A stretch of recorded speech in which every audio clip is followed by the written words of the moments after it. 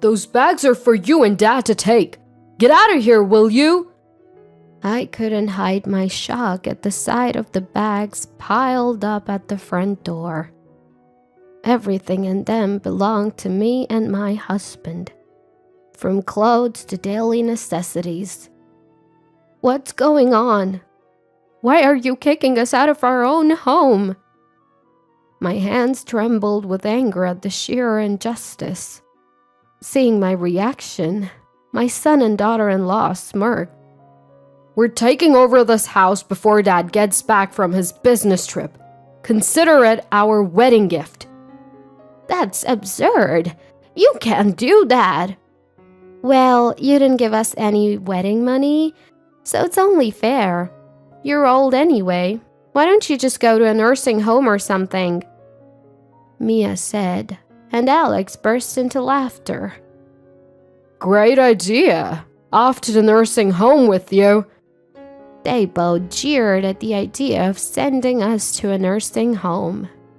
I found the situation so ridiculous that I burst into laughter. They looked at me suspiciously, but I didn't care. Are you sure you won't regret this? Regret? We'll feel relieved. All right then, suit yourselves. I smiled at the bluffing Alex and Mia, grabbed my bags, and left the house. It feels so good without the nuisances. We got the house too. This is awesome. I heard their jubilant voices from the other side of the front door.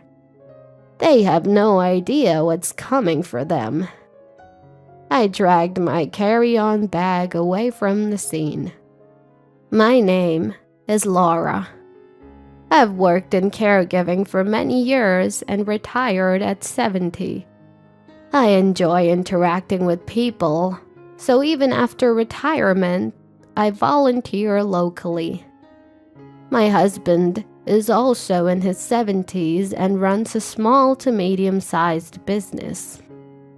He's quite active for his age, often accompanying his employees on business trips. It seems that the company will be handed over when the successor grows up, so I would like to support my husband's work until then. We have a son named Alex. He was a miracle baby for us, as we struggled with infertility for years. We raised him with love and care, and he used to be a well-behaved child. Alex had always been a good kid, the kind of son that made parents proud and neighbors talk. It's not like we spoiled him. We taught him the basics. What's wrong is wrong, and don't do things that annoy others. But when Alex hit high school, we realized there's only so much parents can do. He started hanging out with a local group of troubled teens, and his life began to spiral. The influence of friends can be greater than that of parents. Our once honest and straightforward son became rebellious, selfish, and self-centered. He barely graduated high school and went on to a local college, where he started demanding to live alone. We rented an apartment for him and supported his tuition and living expenses. We hoped college would give him a sense of urgency and a stepping stone to independence. But Alex barely attended classes and remained aimless even after barely graduating. Now, Alex is in his mid-40s. No job, no significant other. Is he going to be all right? These were my worries when I called him about coming home for the holidays. That's when everything started to unravel. Hello, who is this? The voice I heard after 6 months was clearly not Alex's. A woman's voice, cute but somewhat languid. Is this Alex's phone? Who are you? Who are you? I heard Alex's voice faintly in the background. Mia, who are you talking to? Alex, some unknown lady is calling. I don't know any older women. Who is it? Alex, now laughing, took the phone and his voice turned noticeably annoyed when he realized it was his mom. What do you want, Mom? Why? You haven't shown your face in years.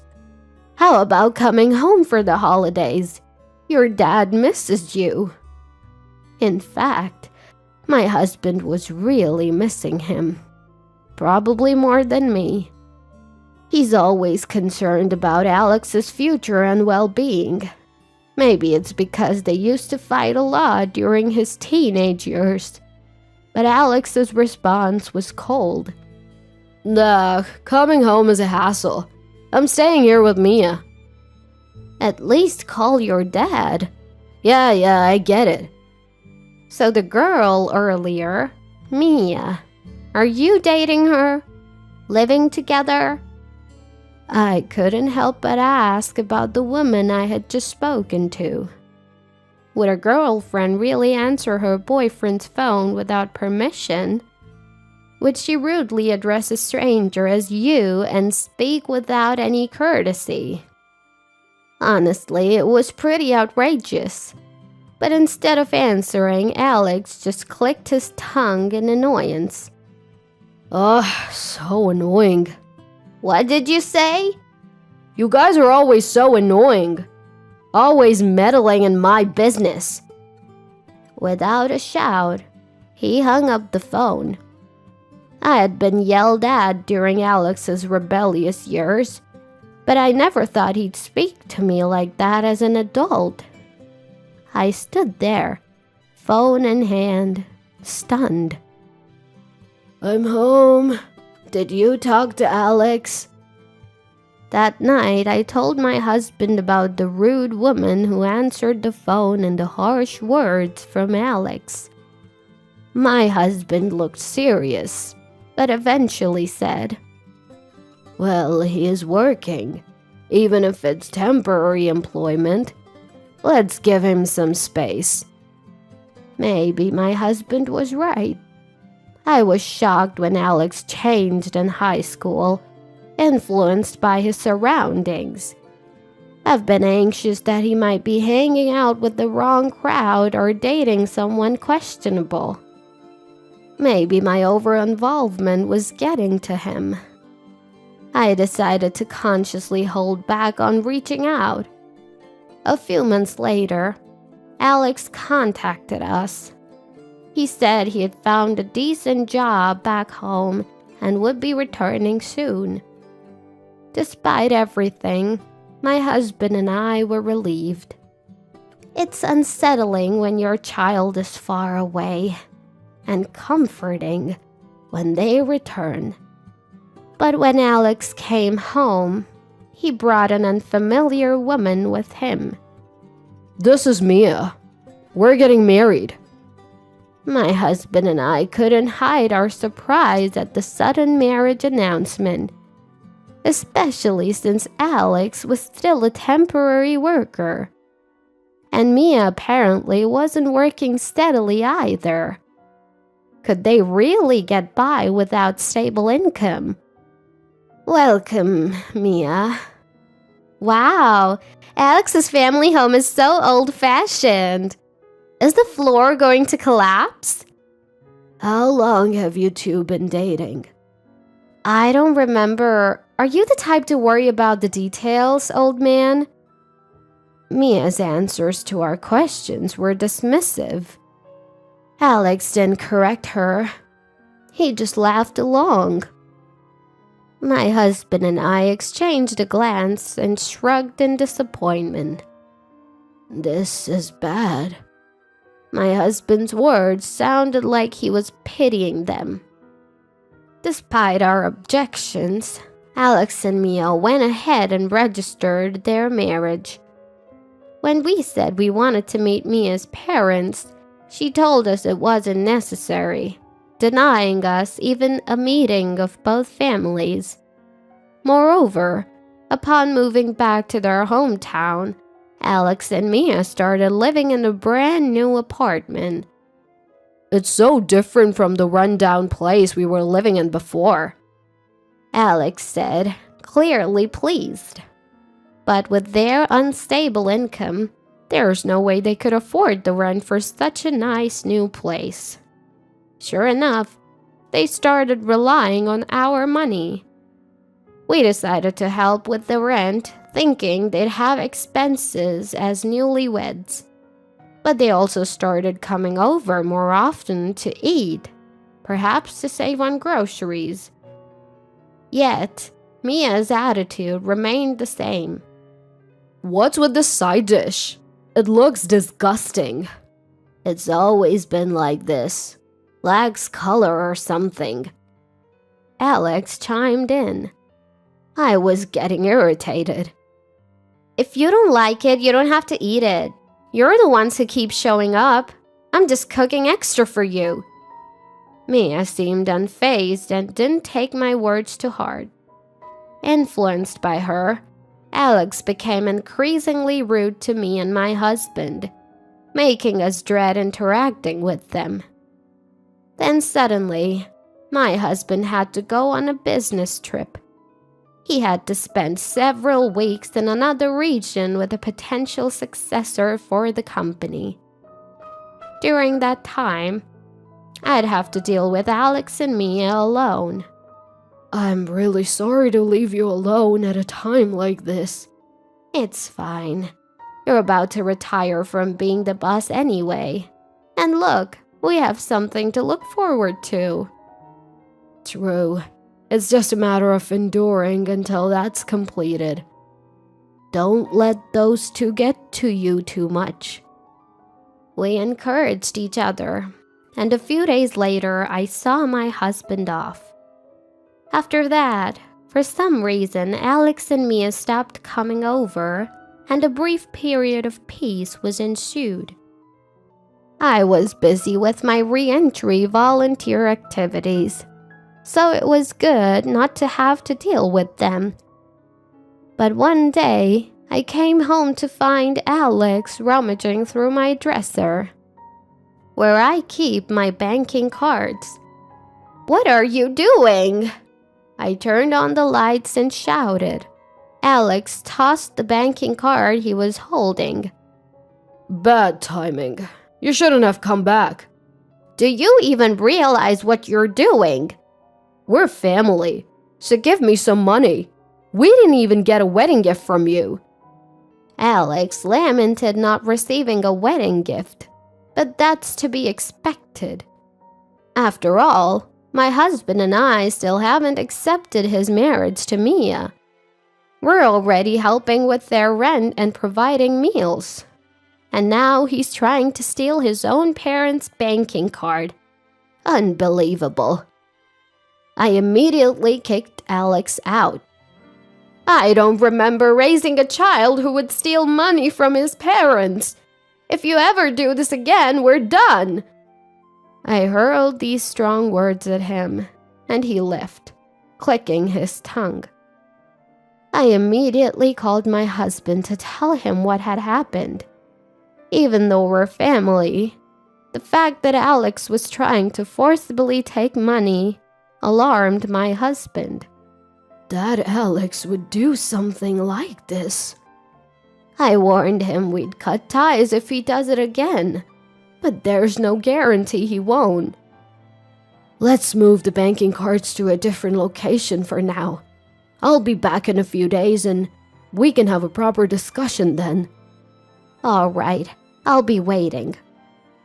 Only a few more days until my husband returns. I hid our valuables and braced myself for any surprise visits from Alex and Mia. But I never expected them to resort to such drastic measures.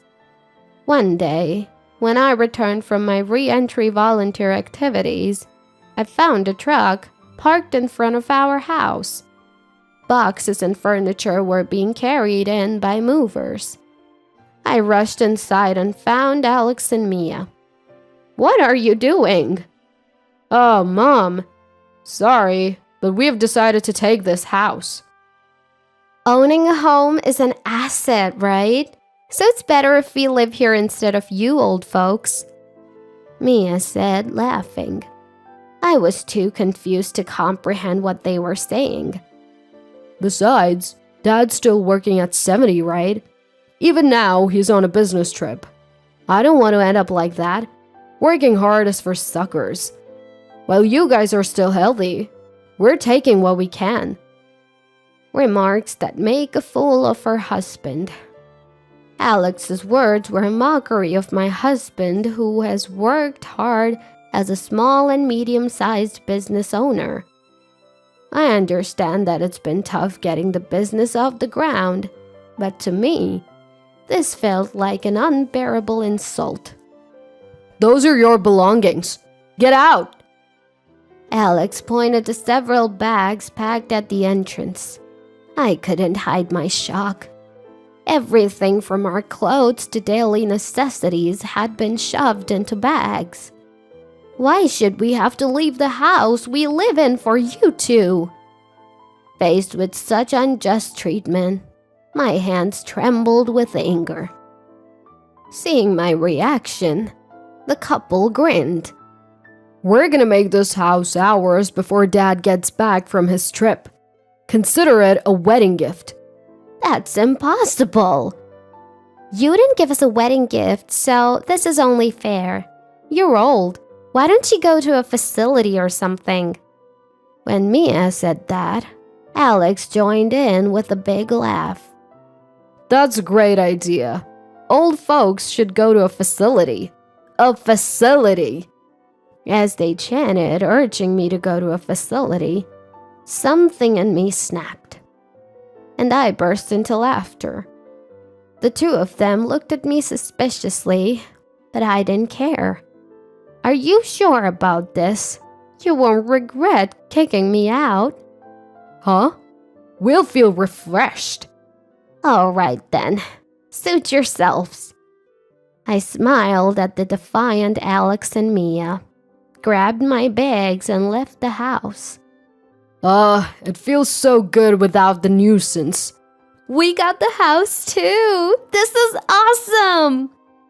I could hear their jubilant voices from the other side of the front door.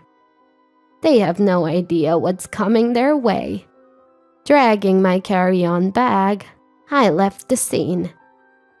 A month later, I received a call from Alex, who knew I was now living with my husband, who had returned from his business trip. "Hello? Alex, what's going on?" "Mom, it's terrible. The house." "What happened to the house?" Alex's voice was clearly panicked. Even without asking, I could tell something urgent was happening. Actually, I already knew why Alex was in trouble. "Did you know this house is going to be demolished?" Oh, did I forget to mention that? My feigned ignorance was met with Mia's voice. "What the hell, mother-in-law? Did you set us up?" "You moved in without knowing anything. Besides, how could a house that you didn't inherit become your asset?" Mia was still ranting, but I didn't care. The house they took from us was scheduled for demolition. Once my husband returned from his trip, we planned to tell Alex and move into our newly built one-story home. We had moved our banking cards to the new house the day Alex went snooping, so they were safe. I was planning to explain everything step by step, but Alex and Mia took that opportunity away from us. "Listen, the contractors are already here, telling us to vacate. Where are you guys? Can you take us in for a bit?" Well, You have that rental apartment, don't you? You were living there originally, so you can just go back. We thought we'd get the family home, so we already terminated the lease. I was utterly amazed at my own son's lack of crisis management skills. It seems Alex and Mia had prematurely terminated their apartment lease, thinking they could live in the family home and use the money I was paying for rent however they wanted. Only then did they find out the house was going to be demolished. But that's not our problem anymore. You guys better leave soon. If anyone other than the owner, my husband, is found living in a house scheduled for demolition, you could be charged with trespassing. Come on, we're family. Help us out. You're the ones who told your parents to go to a facility, right? I did as you wished, so figure out the rest yourselves. With that, I hung up the phone without waiting for a reply. After that, the demolition began, and the house my husband and I had lived in for years disappeared without a trace. I thought the situation might turn into a police matter if Alex and Mia didn't leave by the deadline, but it seems my worries were unfounded. Life was peaceful for a while, but the calls from Alex and Mia didn't stop. We even changed our phone numbers, but they managed to track us down through local volunteer connections. Their demands were, as always, about money. Alex and Mia, without stable jobs and now without a home, were living in company housing while working at a factory.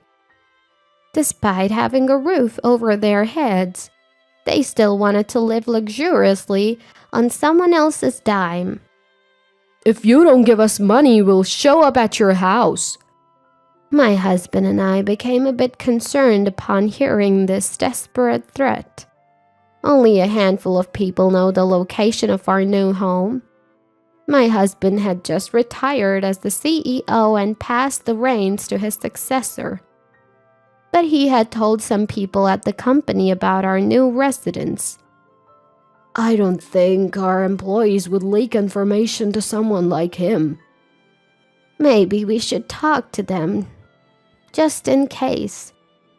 While we were discussing this, Alex and Mia showed up at my husband's company. The current CEO informed us about their visit. Did they cause any trouble at the workplace? We were quite concerned, but the current CEO assured us that that wasn't the case. The employees had heard my husband complain about Alex and Mia before, and they were appalled by their actions towards us. So when Alex and Mia showed up at the company, they were firmly turned away. They persistently demanded to know our whereabouts, but the CEO assured us he didn't reveal anything. He even told them off, asking how much more unfilial they could be, and chuckled as he told us. Alex and Mia left the company in frustration and haven't returned. The CEO promised to inform us and take legal action if they try any harassment, which we gratefully accepted. He assured us that the entire company intends to protect my husband and me. It's probably the result of goodwill my husband built up while running the company. And we made a decision. We're cutting ties with Alex and Mia, wanting money so badly that they'd inconvenience not just their parents but also those around them. Exactly. I don't even feel sad about it anymore. Parents and children are separate individuals, even if they share the same blood. There's a limit to how many times you can forgive terrible behavior. What follows is something we heard through my husband's contacts. Alex and Mia apparently working non-stop at the factory. They've angered the factory manager by slacking off and doing a sloppy job with assembling parts. It seems they're now paying the price for their previous laziness. Perhaps because of their busy lives, Alex and Mia are constantly fighting, causing complaints from their neighbors in the company housing. Saving money is difficult for them, as their hobbies include playing the lottery and smoking, both money-draining activities. The stress of not being able to save money despite working hard and having no one to rely on must be tough.